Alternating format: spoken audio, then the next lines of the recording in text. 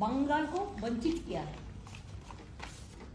1,71,000 কোটি টাকার উপর আমরা পাই সেন্ট্রাল গভর্নমেন্টের কাছে।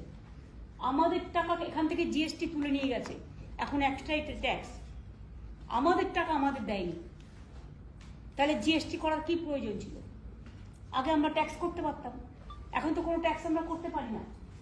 আর শুধু শেষ লাগে, শেষ মানে সবটাই সেন্ট্রাল গভর্নমেন্ট নেবে, স্টেট গভর্নমেন্ট পাবে না, এটা হচ্ছে কায়দা।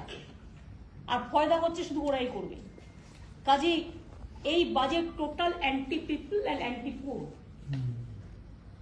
এই বাজেট হচ্ছে গরিবের বাজেট নয়, জনগণের বাজেট নয়, জনসাধারণের বাজেট নয়।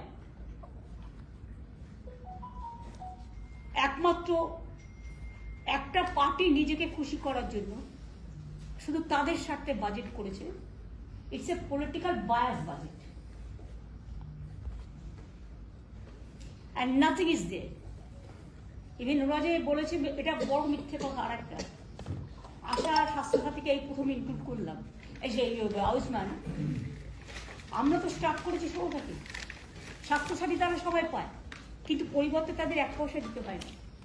কিন্তু আয়ুষ্মানে যে আশা আইসিডিএস এর মেয়েদের কেন অপমান করছে, ছেলেদের বা মেয়েদের? কারণ তাদের তো 40% দিতে হবে নিজেদের থেকে। এই স্কিমটা তো 60-40, তাতে তো তাকে নিজে কে কয়েকশো টাকা দিতে হবে, 40% মানি তাকে গুনতে হবে। সুতরাং আইসিডিএস আসার মেয়েরা কি এই কার্ড দিতে পারবে না আয়ুষ্মান ভারত? কারণ আমাদের এখানে তো এটা চালু নেই। আমরা তো স্বাস্থ্যসাথী করি টোটালটাই ফ্রি, 5 লাখ করে আমরা টোটালটাই ফ্রি করি, আমরা কারো কাছে কোনো পয়সা নিই না। আর ওদেরটা যেটা আছে গভর্নমেন্ট অফ ইন্ডিয়ার আয়ুষ্মান, এই জন্যই আমরা করিনি যে 60% ওরা দেয়, ওদের নামে ছবি থাকে, ওদের নামে কার্ড থাকে, ওদের পার্টির সিম্বল থাকে, এবং 40% টাকা অন্যদের দিতে হবে।